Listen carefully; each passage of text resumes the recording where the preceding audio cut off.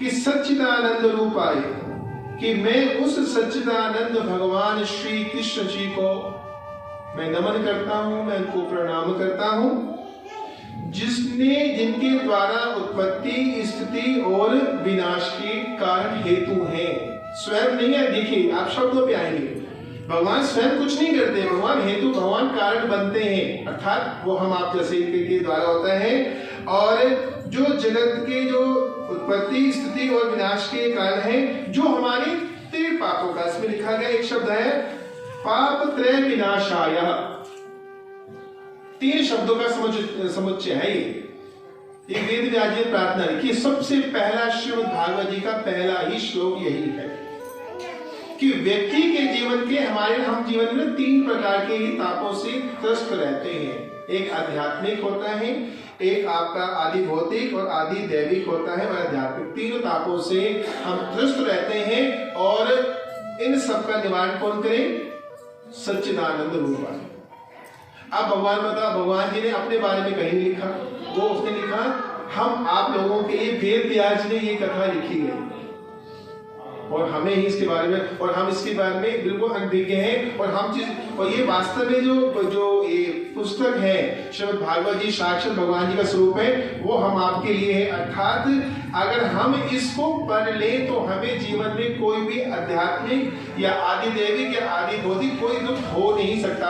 अर्थात धर्म से तो हम फ्री हो जाएंगे। फिर आपको अपने घर, अपने परिवार, अपने व्यक्तिगत जीवन और स्वयं के बारे में चिंता करनी है।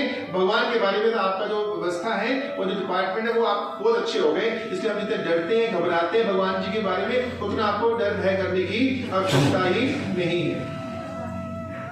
अब मुख्यतः क्या होगा, अब आपको आप कहीं भी कोई बात कर सकते हैं, किसी भी विद्वान व्यक्ति के सामने कर सकते हैं। आप उससे पूछिए भागवत जी का पहला ही श्लोक क्या है, आप बता दो किसकी पूजा की गई है इसमें।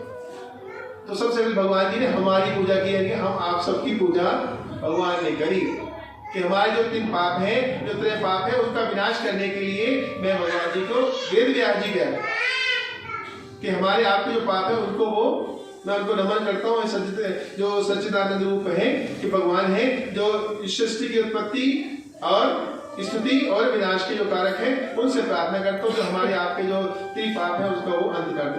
ये 3 पाप है आध्यात्मिक, आदि दैविक और आदि भौतिक। शरीर से, मन से, वचन से जो कर्म किए जाते हैं, शुद्ध या अशुद्ध, अब वो आपको अब देखिए बात गहराई में जा जाती है, तो उसके जितने भी दोष के कारण है वो हम उसके स्वयं हमें कष्ट मिलता है। अर्थात इससे एक बात और स्पष्ट हो जाती है कि भगवान हमारे किसी भी अच्छे और बुरे के कार्य में भगवान हमारे साथ है ही नहीं, भगवान जुड़े ही नहीं हमसे।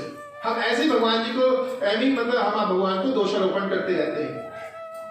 भगवान ने स्पष्ट कर दिया पहली स्मृति पाप में, आदि दैविक, आदि भौतिक, आध्यात्मिक। आदि दैविक, आपने मन में कोई विचार किया, आपने घर के बारे में, बच्चों के बारे में, पड़ोसी के बारे में, किसी के बारे में जैसा भी विचार कर दिया वो आपने किया, उसका तत्फल भगवान ने स्वयं आपको दे दिया। इसमें भगवान आपके न तीन में न दे रहा।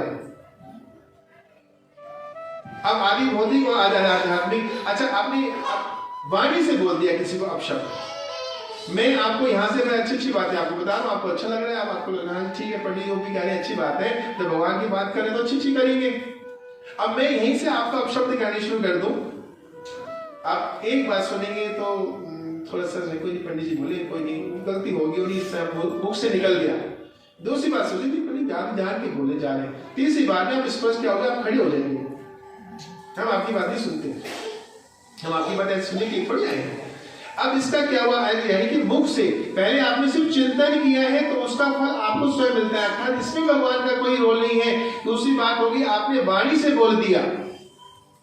आपने किसको बोला, आपने अपने बच्चे को बोला, घर में परिवार में किसी भी सदस्य को कोई बात करी या अड़ोसी पड़ोसी को बात कर दी, मुख से उसको अच्छी नहीं लगी तो उसने तत्काल आपको रिएक्ट कर दिया, रिएक्शन दे दिया आपको। उसने या तो पलट के आपको अपशब्द बोलती है, या वो मुंह फेर के चला गया, या वो शांत होकर चला गया, मतलब आपको ये पता चल गया कि वो मेरी बात से नाराज हो गया, इसलिए उसने धोखा कर दिया।